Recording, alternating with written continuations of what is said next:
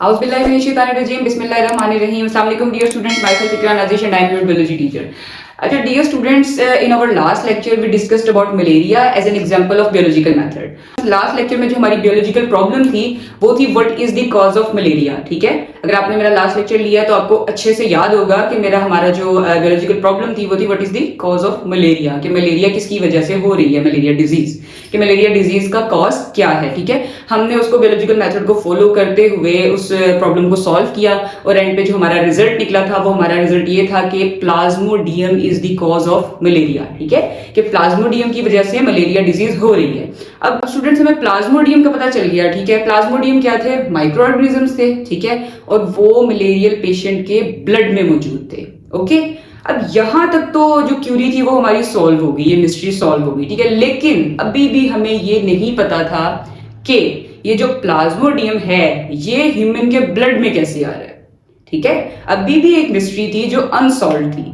तो dear students, जो आज का हमारा लेक्चर है वो उस लेक्चर में हमने इसी मिस्ट्री को सॉल्व करना है. यानी आज की जो हमारी बियोलॉजिकल प्रॉब्लम है वो यही है कि how plasmodium gets into the blood of man. ठीक है, कि प्लाज्मोडियम ब्लड में कैसे आ रहा है ह्यूमन के. ठीक है, कैसे आ रहा है, हवा से आ रहा है, पानी से आ रहा है, खुराक से आ रहा है जो हम खा रहे हैं, या किसी के टच करने से आ रहा है. अभी ये सारी मिस्ट्रीज जो हैं वो अनसॉल्व्ड हैं. ठीक है, तो आज के लेक्चर में हमने यही सॉल्व करना है. आज के लेक्चर में हमने इसी बियोलॉजिकल प्रॉब्लम को सॉल्व करना है कि प्लाज्मोडियम जो है वो ह्यूमन के ब्लड में किस तरह से आता है. ठीक है स्टूडेंट्स, और इसको हम वैसे ही स्टेप बाय स्टेप देखेंगे जैसे हम किसी भी बियोलॉजिकल प्रॉब्लम को सॉल्व करते हैं. अब प्रॉब्लम हमारे पास आ गई. ठीक है, उसके बाद अब हम चलते हैं ऑब्जर्वेशंस की तरफ. ठीक है, कि हमारी ऑब्जर्वेशंस क्या थी. अच्छा स्टूडेंट्स, 1878 में एक फिजिशियन था, उसका नाम था AFA किंग. ठीक है, उसने almost 20 observations the about this problem कि प्लाज्मोडियम जो है वो ह्यूमन ब्लड में कैसे आ रहा है, इसको ऑब्जर्व किया. ठीक है, तो उनमें जो मेन ऑब्जर्वेशंस थी वो मैंने यहाँ पे लिखी हैं. ठीक है, वो मैं आपको बता देती हूँ. उनमें जो ऑब्जर्वेशंस थी वो ये थी कि मलेरिया का और मार्शी एरियाज का आपस में रिलेशन है. ठीक है, अब जो मार्शी एरियाज थे वो दलदली इलाके थे. ठीक है, वहां पे आपने देखा होगा जहां पे पानी खड़ा होता है, पानी के ऊपर मॉस्किटोज होते हैं. ठीक है, ये हमारी पहली ऑब्जर्वेशन हो गई. उसके बाद जो सेकंड ऑब्जर्वेशन थी वो ये थी कि जो लोग घर के बाहर सोते हैं, यानी आउटडोर जो लोग सोते हैं, उन्हें मलेरिया की डिजीज होने के चांसेस ज्यादा होते हैं. ठीक है, और जो लोग इंडोर्स होते हैं उन्हें चांसेस मलेरिया डिजीज के कम होते हैं. ठीक है, घर के अंदर सोने के मुकाबले में घर के अगर कोई बाहर सोएगा या सहन में सोएगा, ठीक है, तो वहां पे मॉस्किटोज ज्यादा होंगे. ठीक है, मॉस्किटोज के काटने के चांसेस ज्यादा होते हैं. ठीक है, तो ये हमारी सेकंड ऑब्जर्वेशन थी. उसके बाद जो हमारी थर्ड ऑब्जर्वेशन थी वो ये थी कि जो लोग मॉस्किटो नेट्स में सो रहे हैं, ठीक है, यानी मच्छरदानी में सो रहे हैं, उन्हें भी कम हो रहा है मलेरिया. ठीक है, उनकी बजाय उनके जो लोग मच्छरदानी के बगैर सोते हैं. ठीक है, अब जाहिर सी बात है यहाँ पे भी मॉस्किटो इन्वॉल्व हो गया, तो ये हमारी थर्ड ऑब्जर्वेशन हो गई.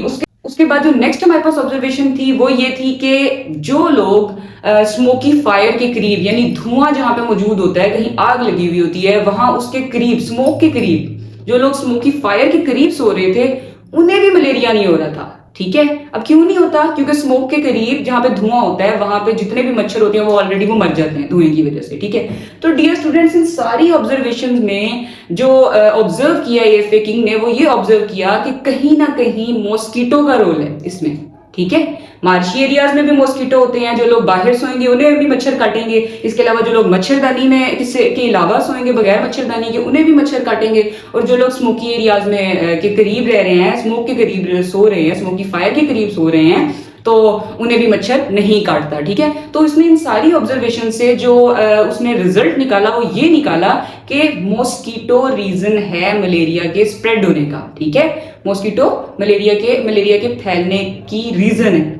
तो इससे उसने ये रिजल्ट निकाला कि मॉस्किटो इसमें इन्वॉल्व है. ठीक है, इन द स्प्रेड ऑफ मलेरिया. और मलेरिया किससे हो रहा है, प्लाज्मोडियम से हो रहा है. वो हम लास्ट एग्जांपल में हम कंक्लूड कर चुके हैं. ठीक है, तो डियर स्टूडेंट्स, अब इन ऑब्जर्वेशंस की बेस पे एक हाइपोथेसिस बनती है. मैंने आपको ऑलरेडी बताया होगा ये. ठीक है, तो डियर स्टूडेंट्स, हमारा जो नेक्स्ट स्टेप है वो है हाइपोथेसिस. अब इन ऑब्जर्वेशंस की बेस पे जो मैंने आपको बता चुकी हैं, ठीक है, एक हाइपोथेसिस दे दी गई. ठीक है, अब वो हाइपोथेसिस क्या थी कि mosquitoes transmit plasmodium and are so involved in the spread of malaria. ठीक है, क्योंकि उसने जितनी भी ऑब्जर्वेशंस देखी उसमें कहीं ना कहीं मॉस्किटो इन्वॉल्व था, तो उसने कहा कि मॉस्किटो ही प्लाज्मोडियम को ट्रांसमिट कर रहा है. ठीक है, हमारी जो प्रॉब्लम थी वो यही थी कि प्लाज्मोडियम ह्यूमन ब्लड में कैसे आ रहा है. ठीक है, तो उसने हाइपोथेसिस बनाई कि मॉस्किटो की वजह से आ रहा है, प्लाज्मोडियम जो है वो ब्लड में मॉस्किटो की वजह से आ रहा है और मॉस्किटो ही इन्वॉल्व है इन द स्प्रेड ऑफ मलेरिया। ठीक है, अच्छा अब हाइपोथेसिस तो हमारी बन गई। ठीक है, अब इस हाइपोथेसिस की बेस पे नेक्स्ट जो है वो डिडक्शन बननी थी। ठीक है, और डिडक्शन क्या होती है डियर स्टूडेंट्स, ये मैं आप लोगों को पहले बता चुकी हूँ। डिडक्शन जो है वो इफ और देन स्टेटमेंट होती है। ठीक है, तो डियर स्टूडेंट्स इस हाइपोथेसिस की बेस पे जो है वो डिडक्शन बन गई, डिडक्शन दे दी गई। ठीक है, वो डिडक्शन क्या थी, if mosquitoes are involve in the spread of malaria. ठीक है, कि अगर मॉस्किटो इन्वॉल्व है मलेरिया के फैलने में तो जो प्लाज्मोडियम है वो मॉस्किटो के अंदर मौजूद होना चाहिए। ठीक है, इसकी समझ आ गई है आपको। ठीक है, कि प्लाज्मोडियम की वजह से मलेरिया हो रहा है। ठीक है, अब हमने ये देखा और मॉस्किटो भी इन्वॉल्व है इसमें। ठीक है, ऑब्जर्वेशन यही थी ना हमारी, मॉस्किटो भी इन्वॉल्व है। तो बेसिकली जो प्लाज्मोडियम है वो माइक्रो ऑर्गेनिज्म था ना, उसको मॉस्किटो के अंदर मौजूद होना चाहिए। ठीक है, ये हमारी थी डिडक्शन। डिडक्शन हो गई क्लियर थी कि ऑब्जर्वेशंस मैंने आपको बता दी हैं, उसके बाद हमारी हाइपोथेसिस आ गई, उसके बाद जी डिडक्शन आ गई। अब डियर स्टूडेंट्स डिडक्शन के बाद जो हमारा स्टेप होता है वो होता है एक्सपेरिमेंट, और एक्सपेरिमेंट हम करते हैं अपनी हाइपोथेसिस को टेस्ट करने के लिए। ठीक है, ये मैं आप लोगों को ऑलरेडी बता चुकी हूँ, हमने अपनी हाइपोथेसिस को टेस्ट करना है। ठीक है, कि मॉस्किटो ही प्लाज्मोडियम को ट्रांसमिट करता है। ठीक है, अब डियर स्टूडेंट्स उसके बाद हुए एक्सपेरिमेंट। अच्छा डियर स्टूडेंट्स 1880s में रोनाल्डो रॉस एक आर्मी फिजिशियन था, ब्रिटिश आर्मी फिजिशियन था, वो इंडिया में वर्क कर रहा था। अब उसने इस हाइपोथेसिस को टेस्ट करने के लिए एक्सपेरिमेंट किए। अब एक्सपेरिमेंट उसने कैसे किए डियर स्टूडेंट्स, उसने एक फीमेल एनोफिलीज मॉस्किटो था। ठीक है, फीमेल मच्छर था जिसका नाम था एनोफिलीज। उसने उस मच्छर को एक मलेरियल पेशेंट को बाइट करवाया उससे। ठीक है, अब जब उसने उसे काटा उस मच्छर ने, तो उसके बाद उसने क्या किया, रोनाल्ड रॉस ने उसने उस मच्छर को मार दिया। ठीक है, उसने उस मच्छर को मार के, ठीक है, उस मॉस्किटो को उसको ऑब्जर्व किया, उसको एग्जामिन किया। ठीक है, उसने उसको एग्जामिन किया तो उसने ये देखा कि वो जो प्लाज्मोडियम था वो उस मॉस्किटो के स्टमक में मौजूद था। ठीक है, और वहां पे उसकी मल्टीप्लीकेशन हो रही थी, मल्टीप्लाई हो रहा था वहां पे वो ना। तो डियर स्टूडेंट्स अब वो उसने कहा कि ये तो उसको क्लियर हो गया। ठीक है, कि मॉस्किटो के अंदर प्लाज्मोडियम मौजूद है।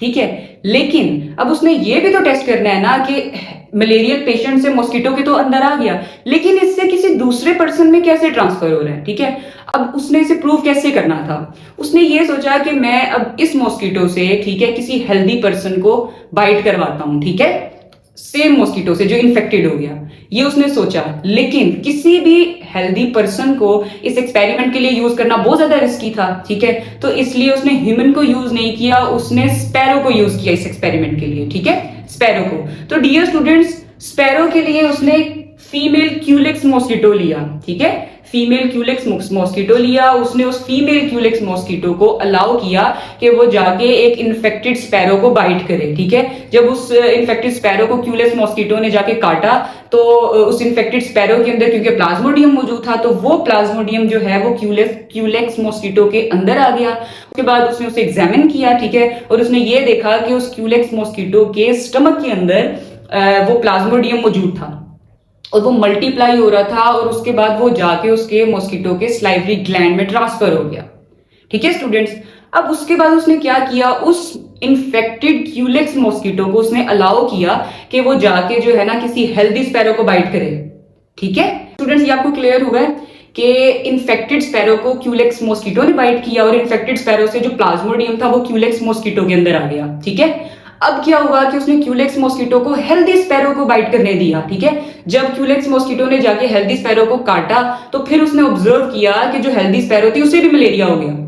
ठीक है, तो ये तो स्पैरो के साथ एक्सपेरिमेंट हो गया। ठीक है, इसके बाद ह्यूमन पे भी ये टेस्ट किया गया। ठीक है, एनोफिलीज मॉस्किटो को मलेरियल पेशेंट को बाइट किया उसने, उसके बाद सेम एनोफिलीज को हेल्दी पर्सन को बाइट करवाया गया, तो ये देखा गया कि जो हेल्दी पर्सन था उसे भी मलेरिया डिजीज हो गई। ठीक है, तो जो हमारे पास रिजल्ट्स आए हमारे एक्सपेरिमेंट की बेस पे वो ये आए कि जो मॉस्किटो है वो प्लाज्मोडियम उस मॉस्किटो के अंदर मौजूद होता है। ठीक है, और जब वो मॉस्किटो इन्फेक्टेड मॉस्किटो जाके किसी भी हेल्दी पर्सन को काटेगा जाके, तो क्या होगा कि उस हेल्दी पर्सन को भी मलेरिया की बीमारी हो जाएगी। ठीक है, तो हमारे जो रिजल्ट्स थे वो यही थे कि infected mosquito bites healthy person and then healthy person gets malaria.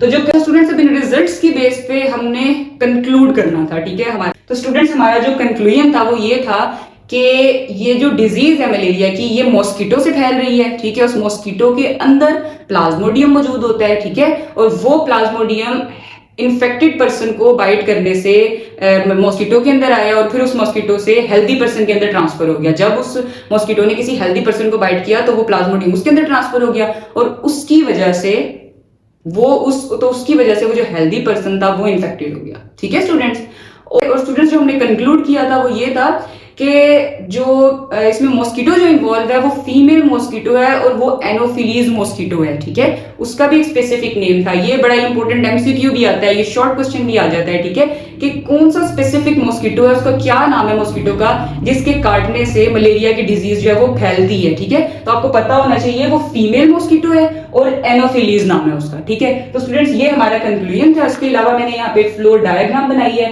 कि जो मलेरियल पेशेंट होता है उसको एनोफिलीज मॉस्किटो जो है वो बाइट करता है और उसके बाद वो हेल्दी पर्सन को जब काटेगी जाके एनोफिलीज मॉस्किटो जो कि फीमेल है, ठीक है, तो क्या होगा कि जो हेल्दी पर्सन है वो भी इन्फेक्टेड हो जाएगा, उससे भी मलेरिया की डिजीज हो जाएगी। तो डियर स्टूडेंट्स, इस तरह से हमने अपनी सेकंड बायोलॉजिकल प्रॉब्लम को भी सॉल्व कर लिया है। ठीक है, आपने देखा कि मैंने किस तरह से सबसे पहले ऑब्जर्वेशंस बताई आपको, उसके बाद हाइपोथेसिस हमने दी और उसके बाद जो है वो हमने डिडक्शन दी और उसके बाद हमारे पास एक्सपेरिमेंट्स थे और एक्सपेरिमेंट्स के बाद हमारे पास रिजल्ट्स आए एंड पे कंक्लूजन आया और उसके बाद मैंने आपको यहाँ पे एक फ्लो डायग्राम बता दी। ठीक है, यहाँ पे जो हमारी हाइपोथेसिस थी वो ये थी कि मॉस्किटो ही ट्रांसमिट कर रहा है बेसिकली ना इसको, प्लाज्मोडियम को। ठीक है, और ये इन्वॉल्व है इन द स्प्रेड ऑफ मलेरिया इस पे। अच्छा, तो स्टूडेंट्स एंड पे हमने जो रिजल्ट्स देखे वो ये देखे कि जो हमारी हाइपोथेसिस थी वो ट्रू थी। ठीक है, यानी हमारी जो हाइपोथेसिस थी वो ट्रू प्रूव हो गई है। तो इस तरह से स्टूडेंट्स हमारी बायोलॉजिकल प्रॉब्लम सेकंड भी सॉल्व हो गई है। होपफुली स्टूडेंट्स आपको मेरा लेक्चर समझ आ गया होगा, आपने इसे अंडरस्टैंड कर लिया होगा। स्टूडेंट्स ये भी बड़ा इंपॉर्टेंट लॉन्ग क्वेश्चन है। ठीक है, इन पॉइंट्स को आप लोग नोट कर लीजिएगा और अगर आप ऐसे ही पेपर को अटेम्प्ट करेंगे तो इंशाल्लाह आप लोग मैक्सिमम मार्क्स अचीव करेंगे। तो अच्छा, तो स्टूडेंट्स आज का जो लेक्चर था इसके साथ ही हमारा जो फर्स्ट चैप्टर है वो कंप्लीट हो गया है और इंशाल्लाह जो मेरा नेक्स्ट लेक्चर होगा उसमें मैं आपको इस पूरे चैप्टर की समरी दूंगी जिसमें मैं आपको इंपॉर्टेंट शॉर्ट क्वेश्चन बताऊंगी, ये भी बताऊंगी कि आपने उन्हें अटेम्प्ट कैसे करना है, इसके अलावा इंपॉर्टेंट लॉन्ग क्वेश्चन बताऊंगी, डिफरेंस भी बताऊंगी इंशाल्लाह। ठीक है, तो आपने मेरा नेक्स्ट लेक्चर जरूर सुनना है और डियर स्टूडेंट्स, मेरे ऐसे ही इंटरेस्टिंग एंड इन्फॉर्मेटिव लेक्चर के लिए मेरे चैनल को लाइक करें, फॉलो करें, सब्सक्राइब करें and stay tuned with us. Thank you so much. Allah Hafiz.